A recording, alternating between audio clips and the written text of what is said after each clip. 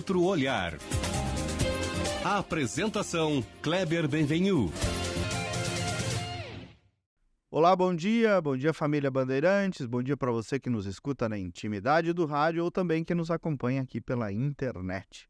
Hoje o Outro Olhar, como pede o nome do nosso programa, será o olhar da experiência política, olhar de um dos mais longevos, se não o mais longevo, presidente de partido no estado, Celso Bernardi, atual presidente do Progressistas, que termina o mandato em breve na presidência deste que é um grande e tradicional partido do estado. Então, nós vamos falar, evidentemente, de política, de cenários, de perspectivas, de futuro e de tudo que envolve a vida social do Estado e do país.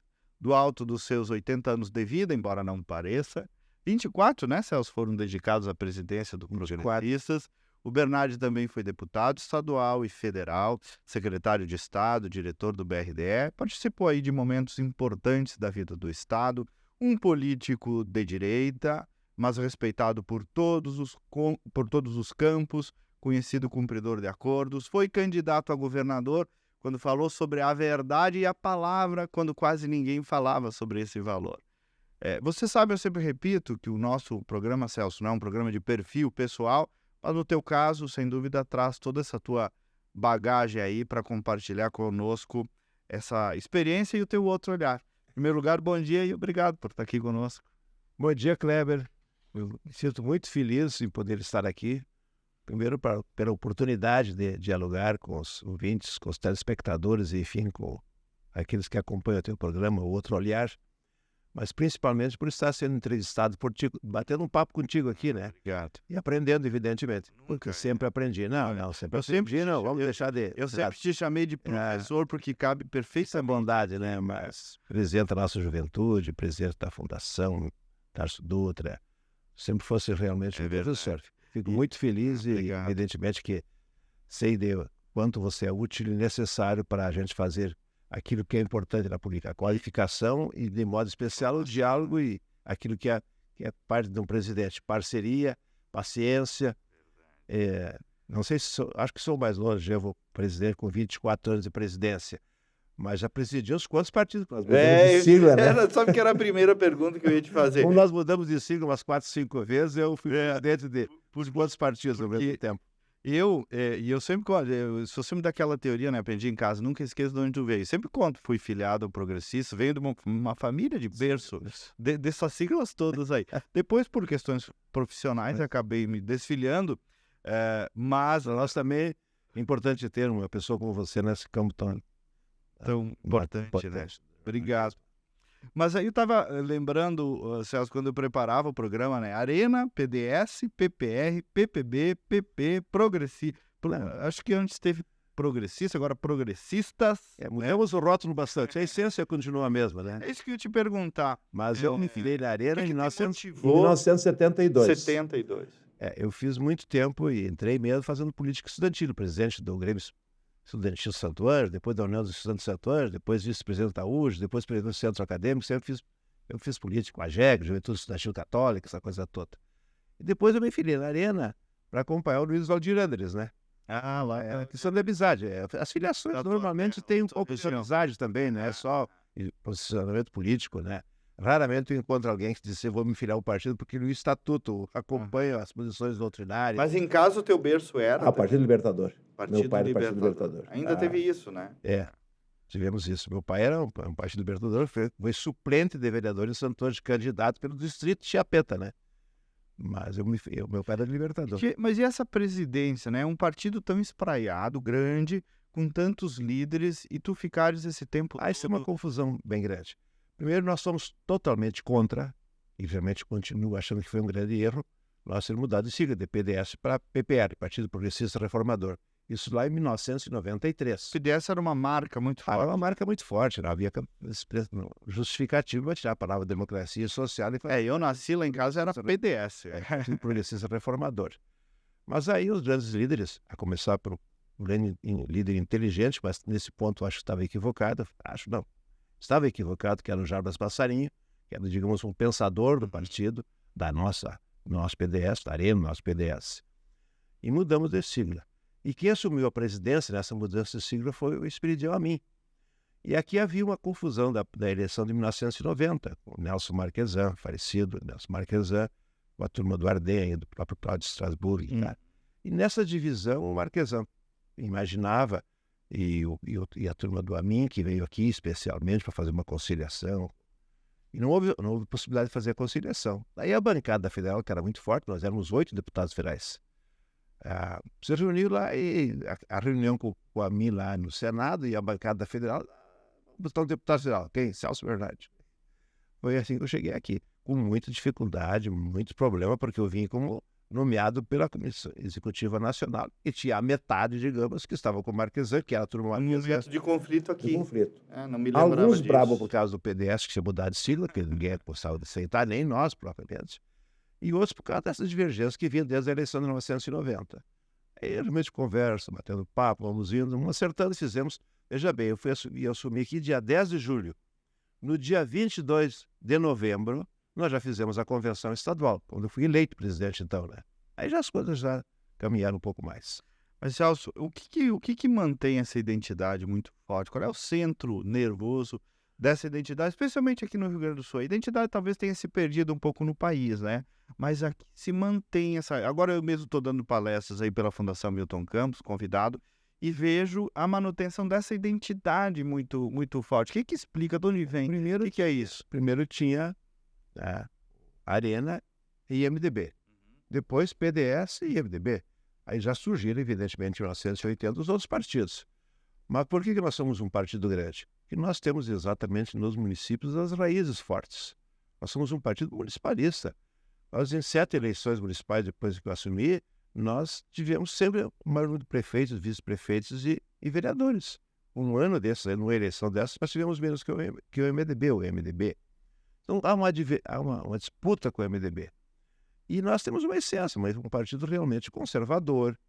O partido deixou passou essa ideia, deixou passar essa doutrina de ser um partido da direita, conservador, da família, defesa da propriedade privada. Então, nós, nas nossas origens, lá no município, nós temos essas posições e que o partido... Essa identidade... é muito forte isso aí. Partido de equilíbrio, sem extremismo, né? Nós temos essa posição muito clara, a gente nunca foi um partido radical aqui, mesmo disputando eleições. Mesmo posicionando vigorosamente contra o PT, contra os governadores, os 2 governadores, e também contra o petismo mesmo, nós temos uma posição muito clara. Isso ficou muito forte nos municípios. Depois das eleições para governador, a gente não teve muito sucesso depois de 1982. E outra coisa que eu acho que tem que ser salientada é a questão da gestão. Nós temos um partido com vocação administrativa, nós temos boas gestões, nós respondemos com boas gestões. Temos uma juventude que está chegando agora a exercício de cargos de prefeito, de deputado, de melhor qualidade, né? Construída já há algum tempo, evidentemente. E tem uma gurizada jovem, né? O prefeito de Esteio, o prefeito de Uruguaiana, o Pedrito, Dom Uruguaiana, e tudo gente reeleita com 70%, 80%. O próprio Pazinho, o prefeito jovem, o Marcos Vinícius. Marcos Vinícius foi o prefeito mais jovem do Rio Grande do Sul, que foi presidente da FAMURS, prefeito de Sentinela do Sul, no caso.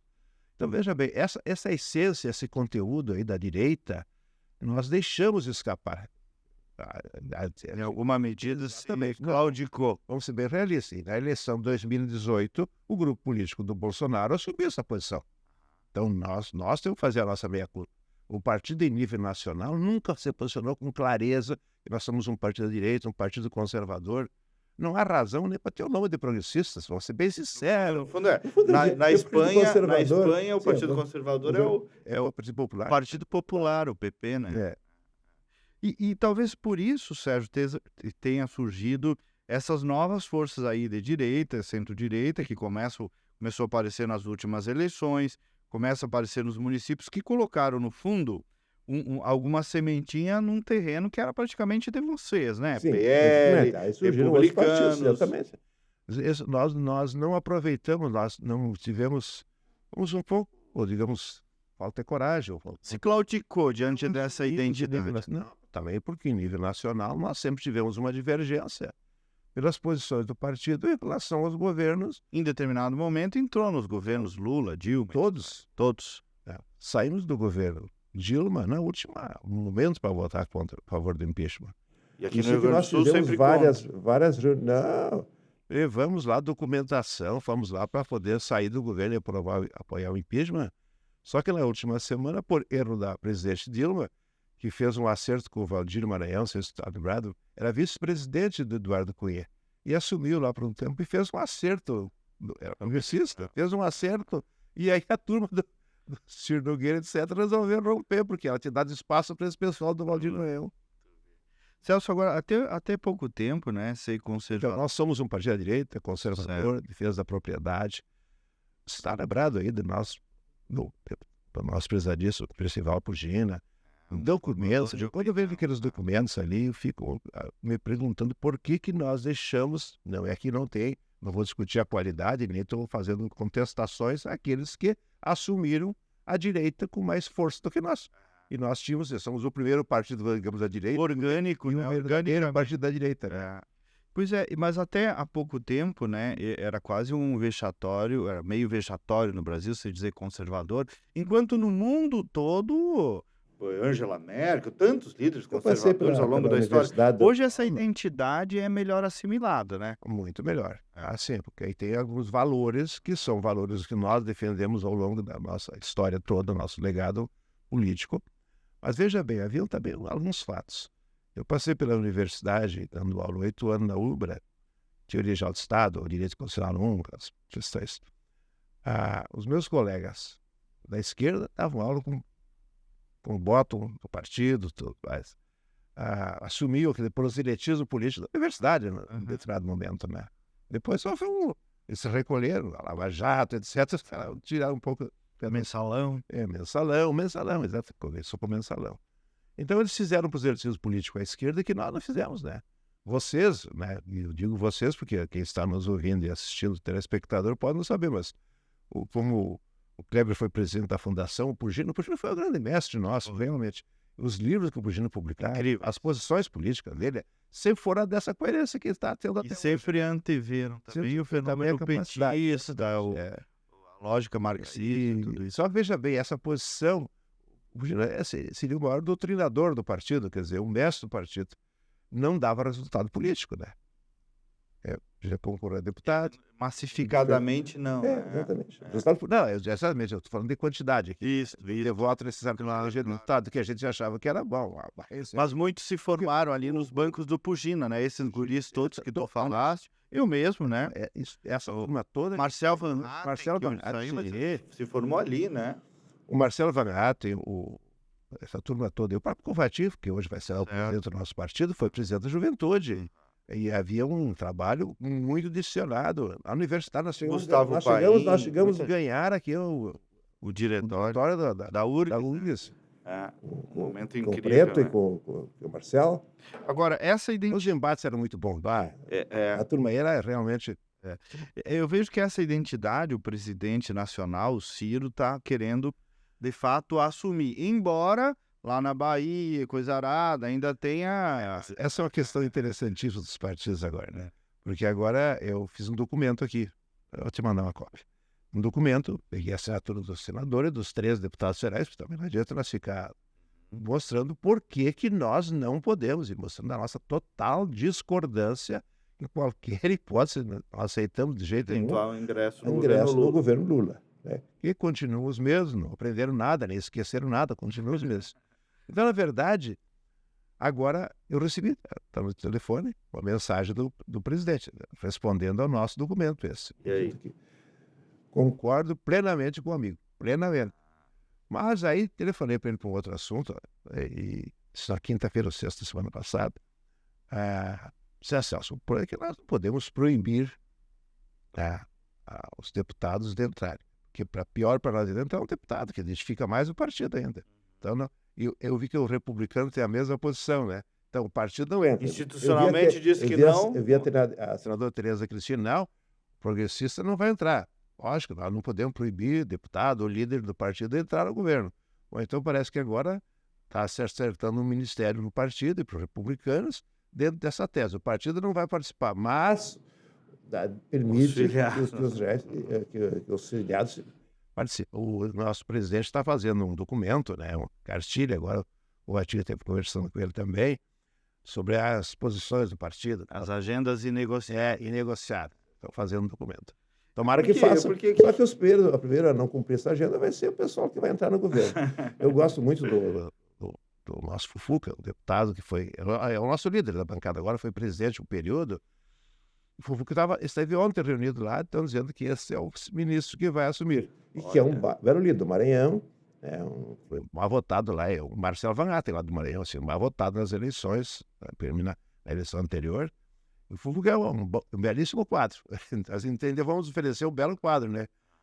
Mas... Sim, mas aí vai ficar claramente incoerente. É uma questão nacional. Difícil. E tu sempre lutou contra isso? Né? Ah, lutei. Esse dia eu fui dar uma olhada lá na ata. Nós fizemos uma disputa contra o Paulo Maluf. Uma vez eu fui candidato. Contra o Maluf. Contra o Maluf. Consegui fazer 31% dos votos. O Celso, eu queria te ouvir, tu falaste aí já en passant, né?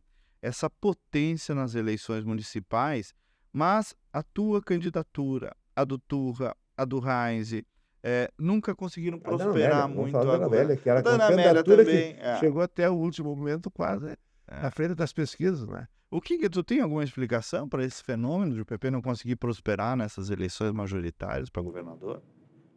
Olha, primeiro, provavelmente você tem alguma questão que envolve os candidatos diretamente, né? Segundo, mas é ao contrário, por exemplo, falar cheio de 4 candidatos qualificadíssimos. Não, a gente saiu, quem foi candidato, exemplo do Turra, do Heinz, da Amélia, saímos maior do que Trump no processo, né? Porque o candidato tem que ser competitivo, tem realmente que levar suas propostas e o eleitor tem que decidir. Na minha, eu acho que nós tivemos uma posição muito equivocada em relação ao PT. Nós batemos muito no PT. Nós, falando da eleição de 2002, porque eles... Tu antecipaste uma polarização, a sociedade ainda não estava tão polarizada. polarizada. Muito no PT, e eu imaginava eu me propus a ser o candidato anti-PT, então eu fazia questão de bater no PT e dizer que eu era o anti-PT, achando que o voto do PT ia vir para o Celso Bernardi, porque a sociedade está anti-PT. O governador é o Lívio Dutra na época. Então, eu estava disputando uma eleição batendo no governador e no seu candidato, que era o Tarso Genro. Aí apareceu um fenômeno também, a gente tem que notar. Nós estávamos ali meio juntos, né? O Rigoto, né? Nós falamos em 2002. No dia 16 de setembro, a eleição era 6 de outubro, no dia 16 de setembro, saiu uma pesquisa. Então, veja bem, as pessoas que estavam na frente, que era o Tarso, Brito era candidato pelo PPS, né? É verdade. Os que estavam na frente, quando chegava no segundo turno, até eu no sentido de percentual da pesquisa, tinha chance, porque o Brito tinha muita rejeição, e eu chegava no segundo turno.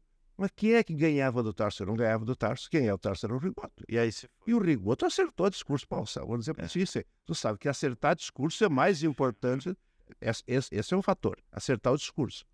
E o Rigoto acertou o discurso. Olha ali, ó. Eu vou botar pra tu ver eles. Ó, relembrar eles a tua campanha pra governador, ó. Ah, é meu pai.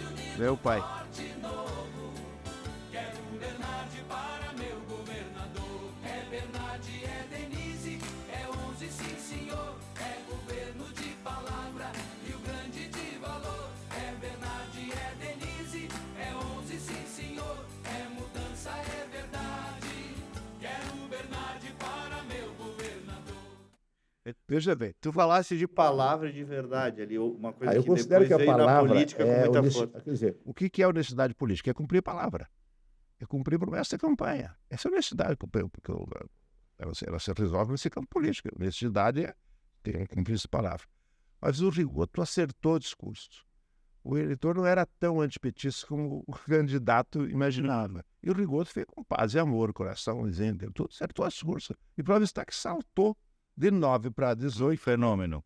Né? Em 15 dias, sabe que é um fenômeno, né? A eleição da Ana Amélia, e eu espero que ela me compreenda o que eu vou dizer aqui, porque eu já disse para ela muitas vezes. Ela teve um fato, uma da Rigoto também. A humildade do Sartori, que era um fato, sim, extraordinário. Um gringo da colônia. Imagina se o Celso Bernardi dissesse o seguinte, que é piso, vou lá no Tumileno, mas eu... O Sartori não faz nem cócega, como se dizia. O Sartori, porque o jeitinho do Sartori, todo mundo sabe que aquilo ali era um gesto do Sartori, jeitão. Isso é humildade, né? A eleição, a humildade é um fator decisivo.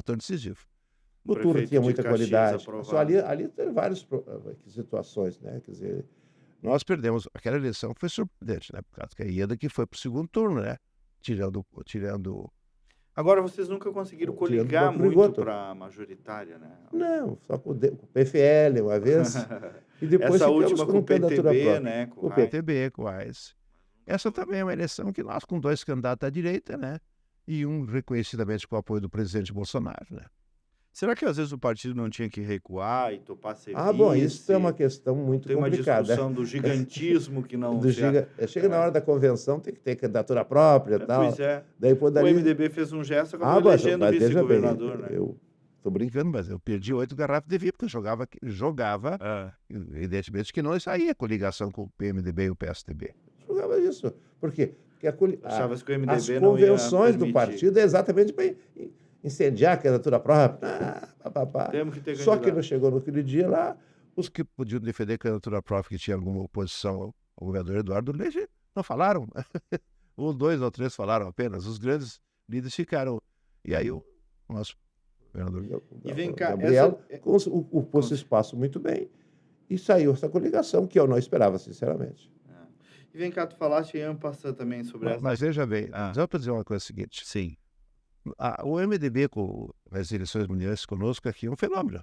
Nós temos o maior adversário nosso. Era isso que eu ia te perguntar. Esse resquício ainda existe? O maior adversário... Ou virou o PT? Agora aumentou em relação a ter mais gente contra o PT. Certo. O MDB e o PP são os maiores adversários e os maiores coligados. Temos o maior número de coligação com o MDB e temos o maior número de disputas com o MDB. Isto é uma coisa que realmente chama atenção. Então, agora mudou muito.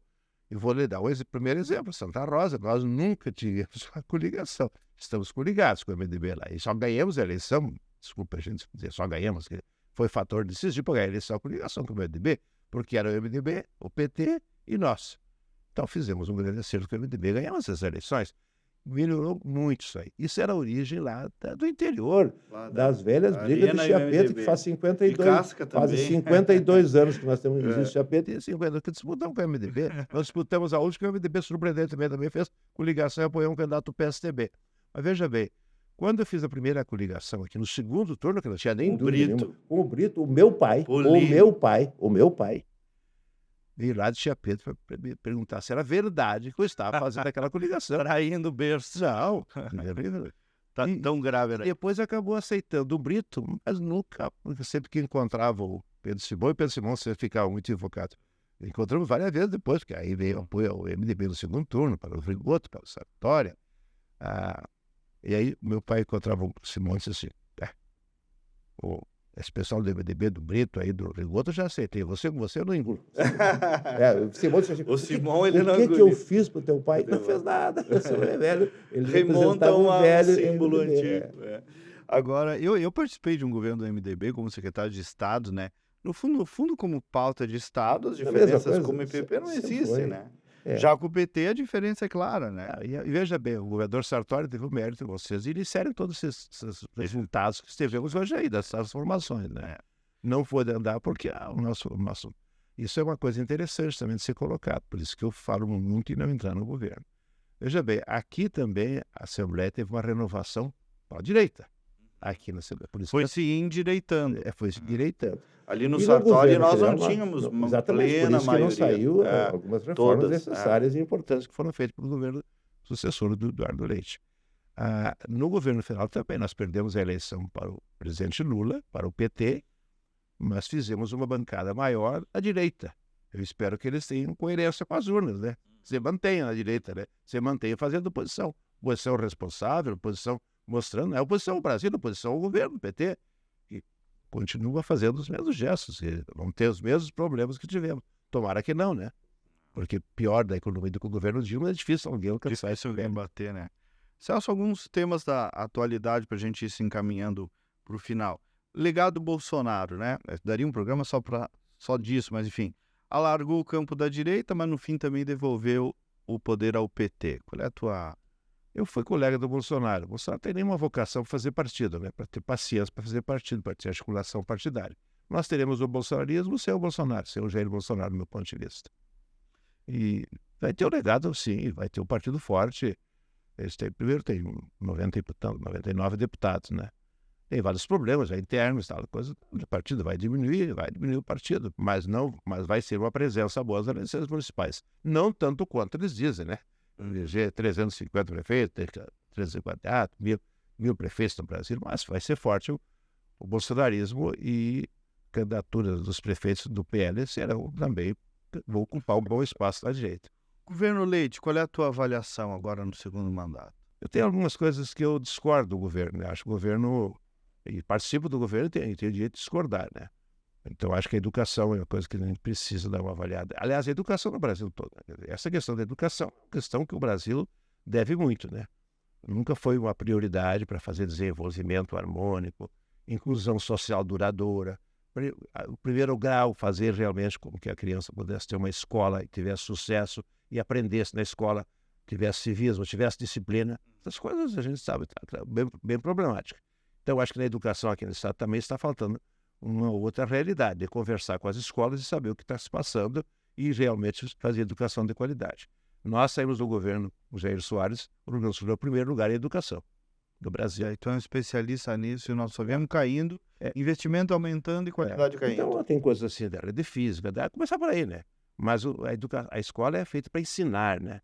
E aí se confunde muito fazer merenda escolar, assistencialismo e tal. Tudo bem, tem que ser feito isso. Só que os recursos têm que ser destinados à educação. Professor de qualidade, bem remunerado, valorizado. Infelizmente, tem duas coisas que eu sempre lutei. As bandeiras de deputado estadual e federal eram educação e municipalismo. E eu vejo agora que a educação não consegue avançar, não conseguiu. E posso dizer que estava lá, como fui presidente da Comissão de Educação e Cultura da Câmara, e aprovamos a LDB na minha gestão em 1993, não avançou muito, infelizmente.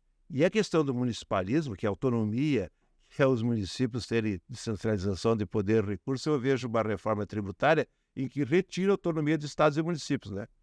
Com todo o respeito à reforma. Quem nos o tal do Conselho Federativo, né? Depois distribuir os recursos. Bom, hoje eles têm critérios válidos, população, etc., para distribuir os recursos. Então, vejo duas preocupações que eu sempre tive, que é um arremedo de federação que nós temos uma federação legal, mas não é real. O dinheiro se concentrado, o poder e o recurso em Brasília. Quem nos acompanha na Rádio Bandeirantes, eu me despeço. Nós nos encontramos no próximo sábado e convido para seguir conosco pelas redes sociais. Bom final de semana. Celso, tu disseste, discordo de algumas coisas do governo Leite, falaste de educação. Porque eu acho que a educação... Especificamente esse é o ponto... Mas a gente tem agora... Provamos aquilo que foi preciso aprovar para fazer uma diminuição da estrutura do Estado, né? Esse ponto, quando falasse aí a questão das minhas propostas, eu me lembro que na Federação, primeiro sorteado pela fui eu. E que a palavra Estado necessário. Né? Nem máximo, nem mínimo, mas eficiente. E do tamanho que a sociedade possa mantê-lo. Suportar. Né? Pagar. E um Estado que cuida das pessoas e não queira controlar as pessoas. Uma diferença muito forte. Muito forte. Então, hoje tem Estado que pode ser que tem políticas sociais, mas quer controlar as pessoas. Dirigismo. Dirigismo. Governo Lula, professor. Bom. Minha oposição é de que o governo Lula torce para dar certo, tem que dar certo na economia, né? Nós precisamos que dê. Mas não vejo assim, vejo o governo que vai voltar a gastar muita gastança, muito batição de cabeça. É aquela história, o governo tem um governo A, um governo B, a oposição entre eles mesmos, isso é uma estratégia, eu acho, do presidente. Mas tenho muitas dúvidas sobre essas questões de valores, né? De educação. As políticas sociais são passageiras, são para fazer voto, né? Abertura de linhas de crédito, e vamos lá. Endividando o país. E essas posições do governo fora do país daqui, quer dizer, ele inventou uma democracia relativa, né? Essas coisas absurdas, né? E as posições que eles têm tomado, a questão da Venezuela, eles falam, quer dizer, realmente um assiste para a gente o que está acontecendo. Agora, a gestão aqui dentro, o Haddad, no meu ponto de vista, está tentando se equilibrar bem, porque nós passamos por isso quando foi escolhido o presidente Tamar escolheu o Fernando Henrique, todo mundo, mas ali havia uma equipe do lado dele, havia o governo torcendo para dar certo o Plano Real. o Haddad começou tendo os maiores adversários dentro do governo. Então, para dar agora certo, deu uma estabilizadinha. Sim, agora deu uma estabilidade. Então, tomara que isso continue, né? Como é que o partido está se preparando, então, para as eleições municipais? Quantos prefeitos tem? Tu acredita que pode diminuir um pouco por causa desses novos... Nós elegemos 145 prefeitos. Infelizmente, perdemos 2 prefeitos e conquistamos um. Temos 143 prefeitos hoje. Desses, 83 podem ser candidatos à reeleição, se assim desejar. 83. 50 não pode mais, já foram reeleitos. Temos 1.274 vereadores. Vamos incluir mais alguns vereadores na janela. Aqui a política é assim, que nem clube de futebol, janela. Vamos incluir mais alguns vereadores. Senão o teu clube está trazendo o CUDE aí. O que tu acha do seu... Esse é outro problema, né? Esses dias eu trouxe o Zac aqui, falando de política, no final tive que perguntar do Inter também. Mas não estava muito otimista. Não, eu não tenho nenhum otimista. Eu torço porque sou apaixonado, eu sou fundamentalista. Desculpa te interromper. Não, mas veja bem, a questão é essa eu estava falando das eleições municipais. Veja bem, 145 prefeitos, 1.274 vereadores, 116 vice-prefeitos. Esse número, primeiro no ranking, bem longe dos outros, nós vamos manter. Eu tenho certeza que mantemos, podemos ampliar. Da onde vão sair alguns prefeitos a mais que fará o PL, provavelmente, o Republicano, são partidos que tiraram uma musculatura, como se diz, né? Então, nós temos uma força nos municípios, temos boas gestões, em primeiro lugar. Em segundo lugar, realmente o partido se mobiliza. E a eleição municipal, as pessoas se conhecem melhor. Quando se conhece melhor, se fazem melhores escolhas, né, do meu ponto de vista. Me conta um pouco o calendário do partido, Celso. Convenções municipais, convenção estadual, o que vem aí pela frente? Nós agora, dia 19 de agosto, teremos a convenção estadual. Como eu gosto de dizer, Kleber, as pessoas gostam dos exemplos, as pessoas gostam de ser lideradas por exemplos. Eu acho que o fato de nós fazermos uma eleição de consenso, não é uma chapa única, uma chapa de consenso, com vários pensamentos de pessoas, é muito importante. Porque isso dá um exemplo da necessidade de ganhar a eleição tendo unidade, né? O primeiro ingrediente para ganhar a eleição é ter unidade. Ter unidade, estar organizado, primeira questão. Segundo, então nós vamos dar um exemplo de unidade do partido dia 19 de agosto com a convenção. Uma chapa única que é presidida pelo deputado. Mas construída pelo consenso, né? Construída por todos. Todos participaram. Porque todos fizeram, todos participaram e todos vão ganhar a eleição, porque é uma chapa única no sentido de voto, mas é feito pelo consenso. Diretório, uma eleição. Aí vamos começar a nos preparar. A eleição municipal já está na pauta do cidadão, já estão discutindo isso. Não é que nem em 2020 que a eleição foi discutida mais no ano, por causa da pandemia, etc. Agora já está em debate as eleições municipais. E o partido se organiza bem. Agora, tendo aí a tua capacitação aí, a formação de liderança. Não, mas é muito importante, isso é necessário que as pessoas compreendam que a política não é mais como antigamente, na base do achismo. Depois do telefone até a própria comunicação completa. E as pessoas têm que estar convencidas. Uma vez lá em casa, fazer campanha, a comunicação era imprimir o plano de governo, imprimir uns cartazes, colar no durex quando ia na capela. Hoje mudou, vídeo, áudio, imagem. Isso é uma coisa interessante. Fazer partido dá trabalho. Tem que fazer a reunião, tem que fazer o edital, tem que fazer a convenção, tem que andar ata para o diretório estadual, tem que registrar no cartório, tem que proteger a ré, né? Tem que pagar o advogado, o contador, mas é o melhor a ser feito, né? Não há dúvida nenhuma. Dá trabalho, mas é o melhor. E é o que nós temos que fazer. É chamar a juventude, chamar as mulheres. Eu sempre digo, o futuro será feminino, né? O partido tem que chamar a mulher, o partido tem que chamar a juventude para discutir política. Isso vai começar com poucos, às vezes, mas tem que fazer isso. E tem que se preparar para a eleição municipal, a fim de que o cidadão hoje possa realmente comparar. Antigamente o cara tinha um plano de governo, o cara nem lia, mas fazia porque... teve o plano de governo, entregou o plano de governo. Batia na casa, ia visitar casa por casa. Hoje é um pouco diferente, né? Aliás, é muito diferente, né? Mas nós precisamos ainda continuar fazendo aquela política presencial, na mão, presencial, conversar, ouvir as pessoas, fazer um plano de governo que nasça. Eu tenho falado muito isso, a política meio se tecnicalizou demais e às vezes a gente perdeu a capacidade de ouvir, ouvir as pessoas. Eu vou te fazer uma pergunta assim para... Essa parafernália tecnológica que está aí, está fazendo as pessoas mais felizes? É uma boa pergunta, né? Eu pergunto isso aí, essa mudança que houve na forma de fazer política. Meu pai lá, por exemplo, fazia um político do seu jeito lá, com os vizinhos, ficava burrado uma semana depois da eleição e tal.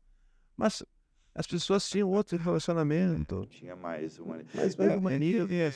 mais apelo na mais abraço. Eu só acho que a resposta está no equilíbrio, né? É o equilíbrio. Depende do equilíbrio, do excesso do uso disso. Por isso que eu recomendo que ainda as pessoas continuem fazendo aquilo que puderem. Claro, conversando, ouvindo as pessoas, claro. Aliás, se perdeu bastante. Como nos deu se eu ganhar a eleição na tua rua, eu vou ser vitorioso no país, né? Então, a rua, o cara comunidade. Não vou visitar porque o cara não votou no Bolsonaro, ou vice-versa, né? Pô, mas o cara tem que conversar sobre os problemas do município.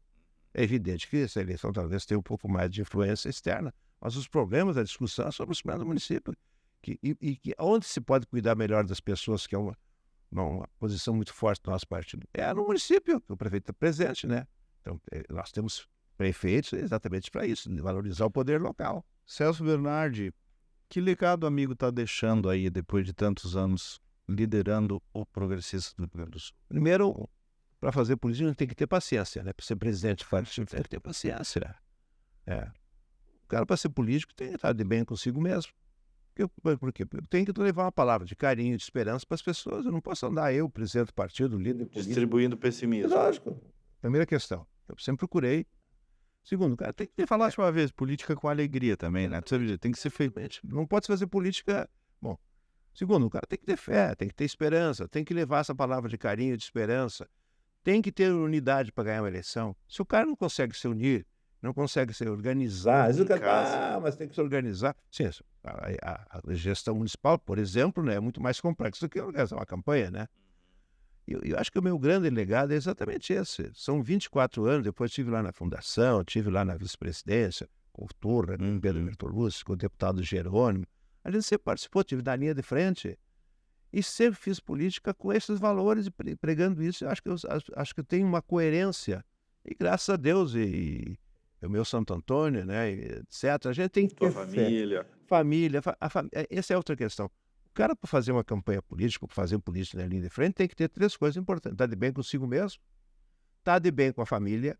A família é candidata junto. Exato. Filho fala. Essa é uma verdade. E é verdadíssima. Não é só porque a família participa da política, a família, tu tem que chegar em casa, a família.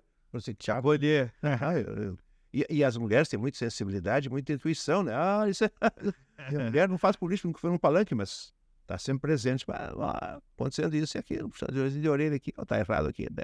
Tem observações que ela fez que se eu tivesse seguido, talvez eu tivesse tido sucesso. Mas vejam bem, e está de bem com o partido, né? Está de bem em casa, então, né? O senhor tem que estar bem consigo, com a família e com o partido. Como é que vai fazer? Nós vamos sair, nós somos o exemplo. O eleitor, olha, o cara é um privilegiado, ser candidato. A palavra candidato vem de cândido, né? Vem de cara. A pessoa candidata tem que saber que ele é diferente, porque o partido hoje, por exemplo, nos municípios, tem 9 vereadores, hoje 9 cadeiras, tem para poder ter 10 candidatos. O cara é um privilegiado, é um escolhido para ser um dos 10 de 100, 200 líderes que o partido podia colocar. Então a gente precisa saber, por isso que quando tu faz aí, fazendo esse curso da Fundação Milton Campos, que eu agradeço muito, porque essa formação, essa necessidade de saber, bom, o cara é político, tem que saber como é que se resolve os problemas e também como é que se busca, como é que se faz uma gestão eficiente com resultados que se medem lá na ponta e se medem naquelas pessoas que mais precisam da ação do poder público. Essas questões que você sabe fazer muito bem. Mas isso é muito importante fazer. O partido tem que fazer um apelo à juventude, fazer um apelo às mulheres e principalmente nossa militância, porque a gente só ganha eleição ou só ganha eleição se tiver capacidade de unidade, né? Uma campanha unida, porque o eleitor pode os caras estão organizados, essa turma está pegando junto, aquelas estratégias de campanha estão pegando junto, que é bom, os caras ficam. E vamos enfrentar adversários que não são os mesmos de 2020. Os prefeitos de 2020 tiveram mais recursos, mais disponibilidade, infelizmente tínhamos a pandemia. Não é diferente a eleição, bem diferente de 2020, até a data que você disse. Sim, vão poder visitar, né? É outra visitar realidade. O direito, outra eleição, né? Para fechar, meu caro amigo, falar um pouquinho da importância da política, né? O que pode motivar um guri lá de Chapeta, que hoje está nos vendo, para fazer política? Como é que você faz o bem? Né? As escrituras pregam isso, eu também tenho que fazer o bem rápido e urgente, de maneira que faça bem. E para ser um partido político, fazer política é fazer o bem. fazer o bem, é buscar fazer o bem, cuidar das pessoas, servir o bem comum. É o único caminho mais razoável que tem para fazer com mais urgência, mais eficiência, mais eficaz o bem é pela política, no meu ponto de vista. Então, vamos fazer política. Mas não. Como é que tu pode servir a comunidade? Como é que tu pode fazer transformações? Como é que tu vai fazer mudanças? Como é que tu pode participar da gestão? Vem pro jogo. Vem pro jogo, vem para jogar o jogo. Então, faz política, é isso aí. Eu me sinto feliz de fazer política, me sinto feliz, agradecido por ter tido a chance de presidir um partido como Progressistas, da grandeza e desse compromisso com as pessoas, com o bem comum, de participar realmente de gestão para melhorar, para levar as nossas prioridades. Quando eu falei aqui de educação, é porque realmente eu vejo que a educação não é uma prioridade, porque além de falar em educação, tem que ver no orçamento como é que está. Não adianta falar de discurso e não ter recursos, né? Então a gente precisa ter recursos para fazer políticas sociais. Para se fazer essas transformações, é só na política. Política é a arte, essa frase, de administrar os sonhos de um povo. Bem-aventurados aqueles que têm coragem de tentar transformar esses sonhos em realidade. A política é exatamente isso. O cidadão tem seus sonhos. E a gente tem que fazer esse sonho coletivamente. A política é um empreendimento coletivo, não é individual. Chamar pessoas, chamar a juventude. Isso, e fazer uma escolha, né? Bom, quais são os meus valores? Eu defendo a liberdade, eu defendo a democracia, eu defendo a propriedade privada, eu defendo a família, com base na sociedade, defendo uma escola que tenha resultados, que os alunos realmente tenham disciplina, civismo. Nós temos que ter um pouco mais de amor aqui pelo nosso país, pelas nossas coisas. Quer dizer, isso não é participar de governo que nós somos adversários, mas é realmente respeitar aquilo que funciona, que tem que funcionar, que é o compromisso que nós temos com o futuro desse país. O amigo está saindo da presidência, mas vai continuar fazendo política. Mas sou um militante. Agora a diferença é que eu vou mais aonde eu quero do que onde às vezes a instituição te obriga. Você sabe que a gente tem que fazer uma diferença, né? Claro. O tratamento pessoal, eu tenho muito respeito aos meus adversários, como também tenho certeza que eles têm comigo uma consideração enorme. Mas isso é o Celso Bernardi. A instituição partidária tem que ser ela valorizada, né? Como um grupo. Então eu saio da presidência, mas continuarei disponível fazendo o que for preciso para ajudar o partido a ter sucesso nas próximas eleições. E a próxima eleição é a eleição municipal, que é o nosso forte, né? Então vamos manter, sim, vamos tentar ampliar o número de prefeitos. Para isso, tem que ter candidatos, né? Porque a gente, para ganhar uma eleição, para vencer uma eleição, você tem que... Primeira coisa é ter candidato, então tem que ter candidatos. E por isso que tem que estimular. Agora, só para encerrar, eu acho que já estou ultrapassando o tempo. Não, está tranquilo. Mas veja bem, hoje também tem que dar uma observada na questão dos posicionamentos. Não adianta nós se dividir muito no município e ganhar a esquerda a eleição, né? Isso não adianta nós temos que saber o seguinte, tem municípios aí que são claramente, se nós for dividido, bom, o adversário vai ficar mais feliz. Não tem segundo turno, Exatamente. Então nós temos que ter também, não é só agora... Se tu está propondo aí um raciocínio de campo, eu estou falando isso, você conhece o partido, a gente faz uma carta lá para ver se precisamos de candidato próprio, valorizaremos o candidato próprio. Bom, hoje a gente tem que fazer também nisso uma avaliação. Com inteligência. Exatamente. Porque nós temos um adversário bem claro e é diferente de nós nas gestões. Muito diferente. A gestão é diferente. Nós temos a esquerda e o PT. A esquerda e o PT, que viram melhor, mais fortalecidos nessa eleição. Então nós temos que saber também que não é só botando candidatura própria que vai resolver. Temos que dialogar com os partidos que estão no nosso campo, como se diz, né? Que tem identidade doutrinária e tem forma de gestão. Evidente que o compromisso é um projeto para o município, né? Não podemos também fazer da eleição municipal uma eleição nacional. Ainda mais os pequenos municípios. Os grandes municípios, evidente que teremos isso aí, Porto Alegre, município que no segundo turno vai ter a questão nacional, não tem dúvida nenhuma. E também no pequeno município. Mas a nossa forma de gestão é valorizar um projeto que seja para o município e resolver o problema das pessoas que moram no município, que possam realmente ter um governo eficiente de resultados. Obrigado, caro amigo. Deus continue te abençoando. Muito bom conversar contigo. Espero que eu possa beber dessa água aí de vez em quando, dessa fonte. Mas... Vou lá, a terceira vez que eu me programo para ir num encontro lá dos teus lá e acabou. Pô, vai lá. Coincidindo, né? Mas eu vou continuar te chamando de professor. Muito obrigado. Obrigado a vocês. Que Deus nos acompanhe nessa caminhada aí, que não nos falte vontade, que é uma matéria-prima importante também. Isso aí. Fazer as coisas. Amém. Amém. Bom final de semana, até o próximo sábado. Bom dia.